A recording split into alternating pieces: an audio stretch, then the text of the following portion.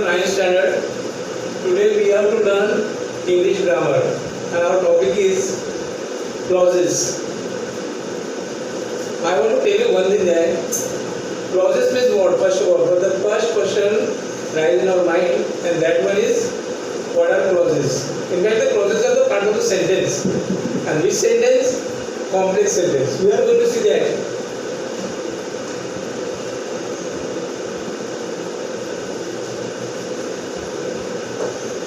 Clauses are part of complex sentence.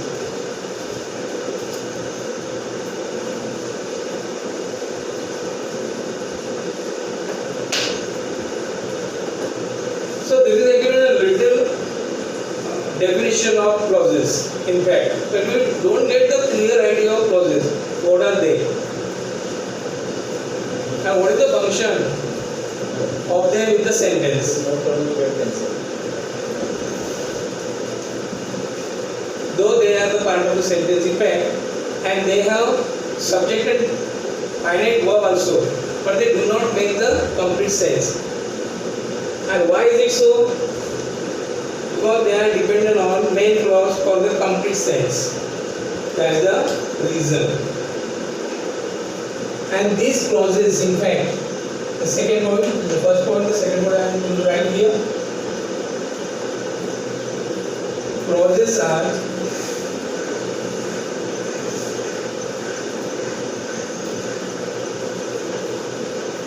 dependent on main clause, main or principal clause. You can call it by the name of anyone. Principal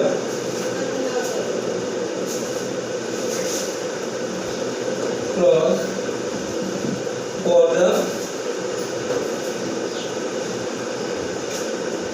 complete meaning.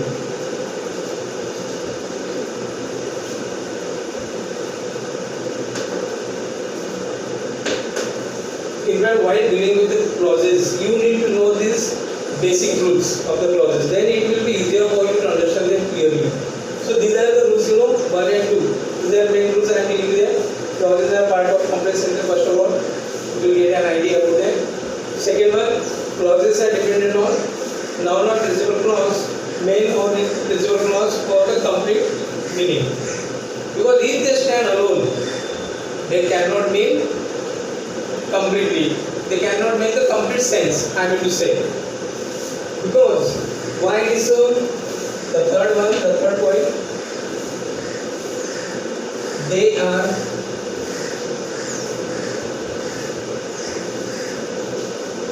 joined by subordinating conjunctions.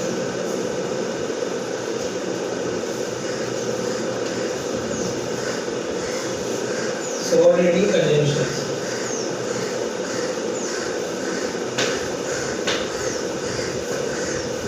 So this is the reason why they cannot make a complete sense, because they are dependent on they are joined by subordinating conjunctions.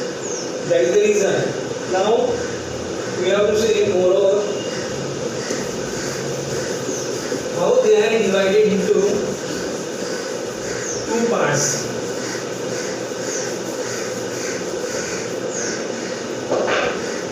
You can write here, they are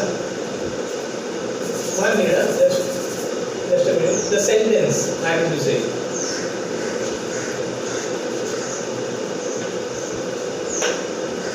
Is divided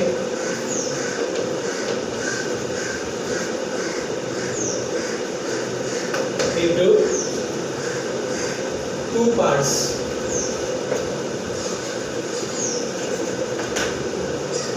Actually, on the function of the clauses, on the function of the main clause and subordinating clause.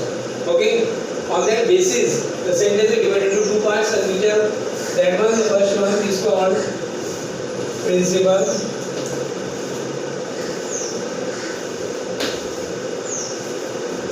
or main clause.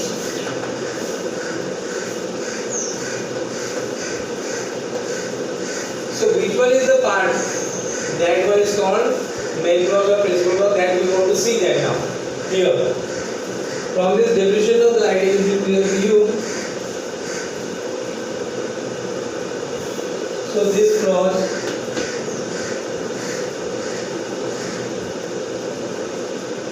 stands alone.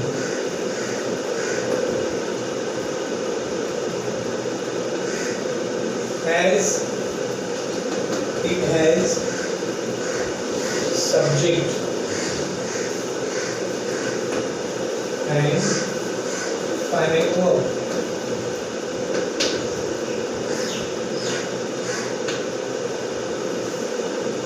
So it makes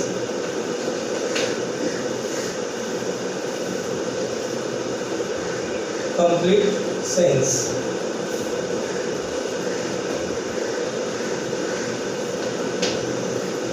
So now if you read this definition clearly and carefully, then you will get an idea about the principal clause. What is the principal clause? I am going to underline it so that you may understand it clearly. So see that what does it say? This clause stands alone as it has subject and finite verb. So it makes complete sense. Means it doesn't need anything else to depend on it for the complete meaning. That is the speciality of this clause. Now we are going to see that the another clause, the another part. So did you write down, all of you?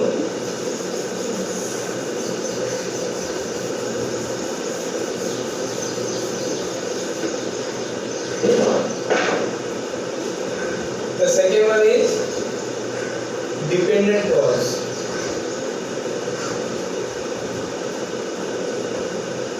Dependent or into bracket we can write the name subordinate clause.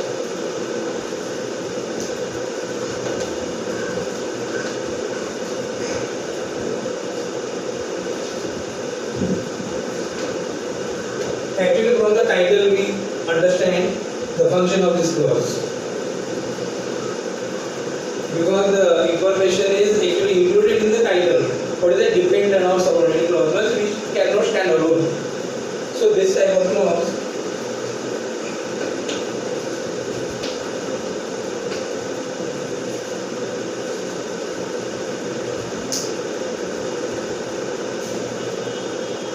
also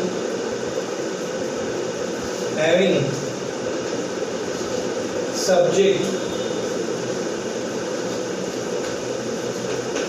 and finite verb.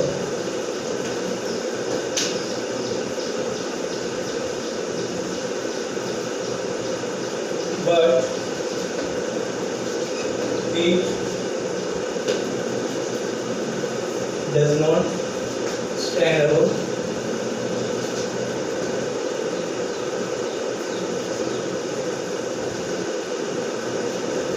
and make complete sense.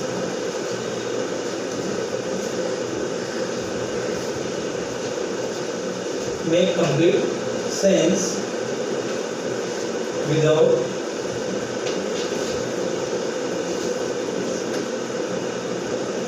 main clause.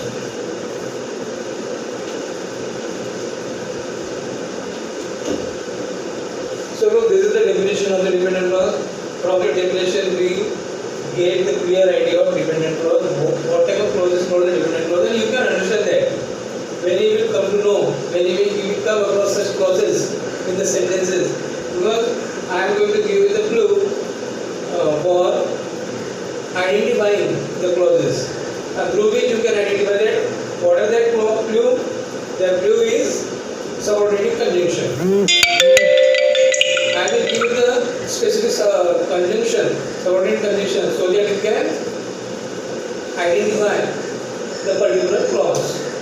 So look now, in the definition is clearly given this type of clause. What type of dependent clause? Subordinate clause. It has also subject and finite verb of its own. But what the another thing that it cannot do, it does not stand alone. and make complete sense, because it is given that such type of clause cannot stand alone. It needs main clause or principal clause to complete the sense. That's its specialty. That's why it's called dependent clause. Now we are going to see that how these clauses are divided into different parts according to their function.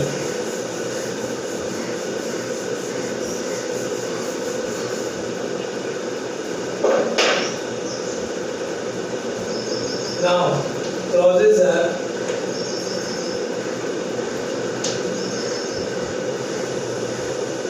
divided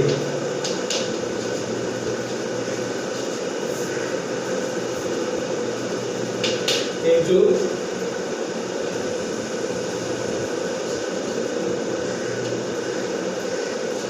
different parts, mainly three.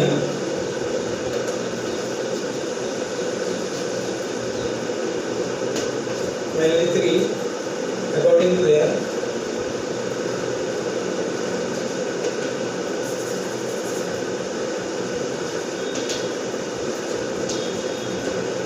function.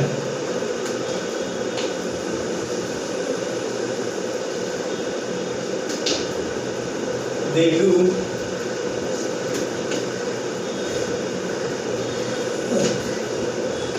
in the sentence.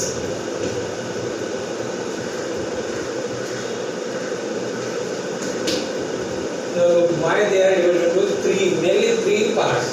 Because the function they do, on that basis they are divided. Now we are going to see that what are the functions they do. First one, noun clause.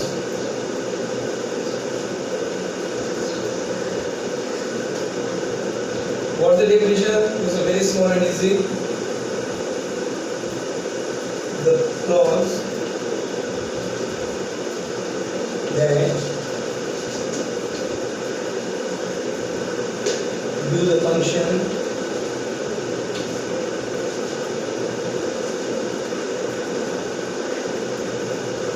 of noun in the sentence.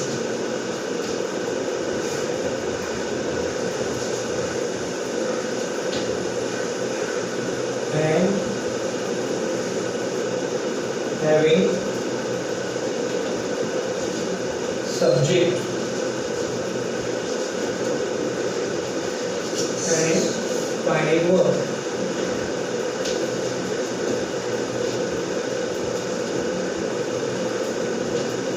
Is called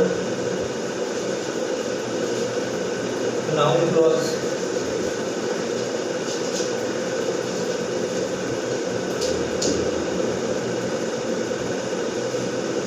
See the definition of noun clause. What is noun clause and how it is divided into noun clause.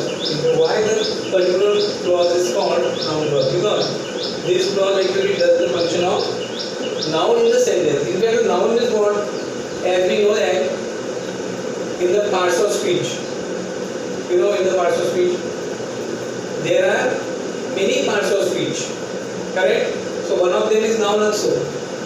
So this particular clause does the function of noun in the sentence. But actually, why it is called the clause then noun clause? Because it has subject and finite verb. That's why it's called the noun clause. Otherwise, if it has each word a single word, that would be called noun only. But since it has subject and predicate or finite verb, it is called noun clause.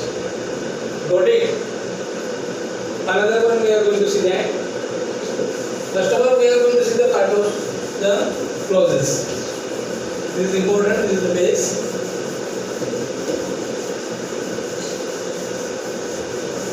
Sir, you check the time also.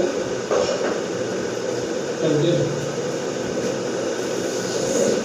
Second one now. Adjective clause.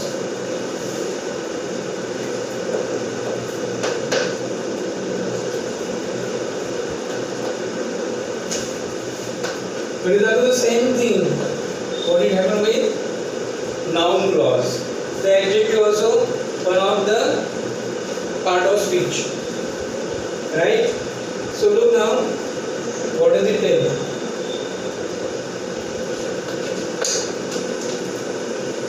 It does the function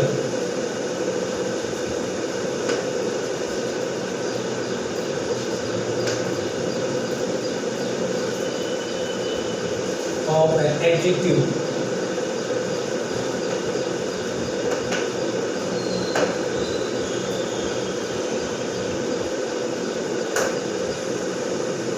In the sentence.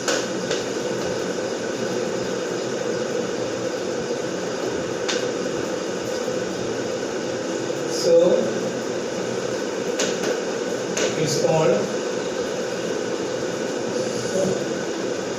an adjective clause.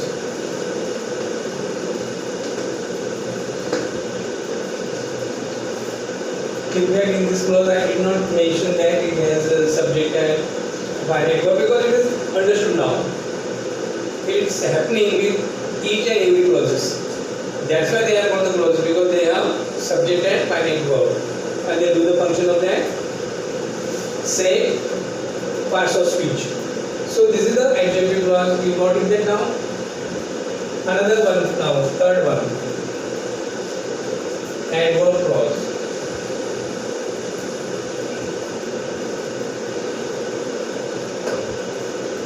So what is an adverb clause? Adverb clause.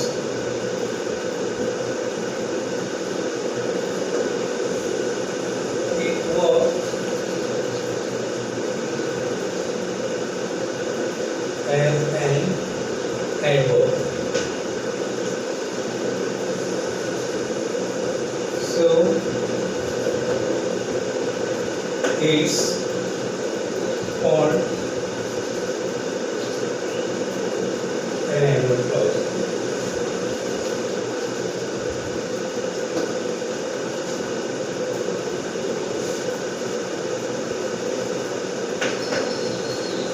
So you can see now, actually the definition is very easy, and when you will go through this topic, you will understand it very easily, and you can identify any clause you come across, right? After the total study, or after the examples I am going to give you right now.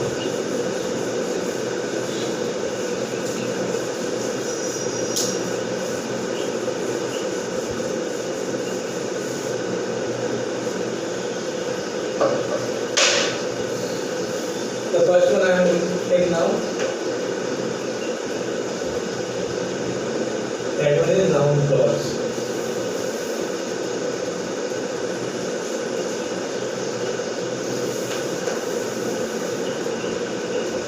As we have known before, in the definition we saw that. What is that? What is noun clause? Because a particular clause does the work of a noun in the sentence. Now, it is divided in fact now. This clause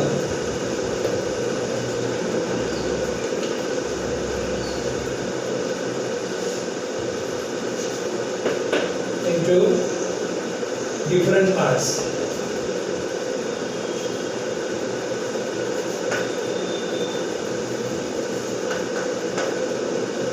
It is divided into different parts, and we are going to study them one by one in this lesson, in this lecture. So first one I am going to give you that subject of a verb. The first function of noun clause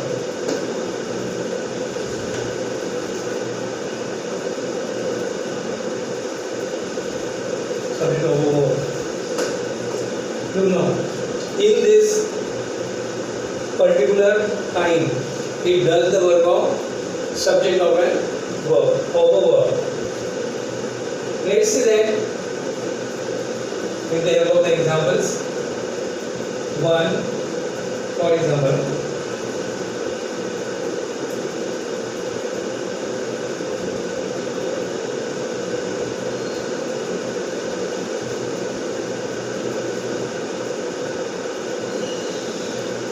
When does it rain? The first example I am giving you is uncertain. Say the sentence carefully here. When does it rain is uncertain. And what is the name of the clause? It is subject of a verb. When it is a noun clause and the part of the noun clause is subject of a verb, the first part of the noun clause. Here in this sentence you can see this part. I am going to underline it for your understanding. This one up to the comma. Actually this is a subordinate conjunction, subordinate clause. It is called dependent clause. It is called. It is noun clause, and so it is called a dependent clause because it is joined by subordinate conjunction when. And here, because since it is doing the work of subject of a verb, so it is placed in the beginning of the sentence, and this is the verb. Is the verb, that is the subject of a verb is. Right? So, and this part, actually I am going to circle it. It is the main clause. Okay.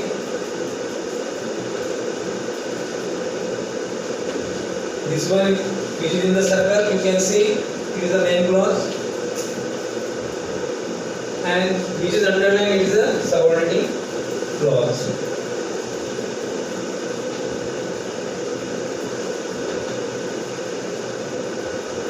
Subordinate clause.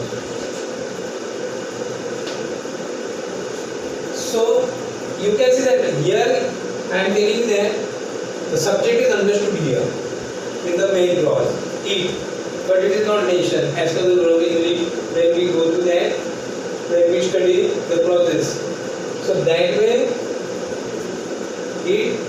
the clauses are presented. Okay, so that subject is understood here. So when does it rain? Now this is dependent clause because it cannot stand alone. If it is separated from the sentence, you can imagine that. So it cannot stand alone because it cannot give us the clear idea of the meaning, right? Because it is not either a question or a sentence, correct? So it is incomplete in sense, but this one is complete in sense, is uncertain. There is no need for the meaning, there is no need of support for the meaning, correct? So it is called the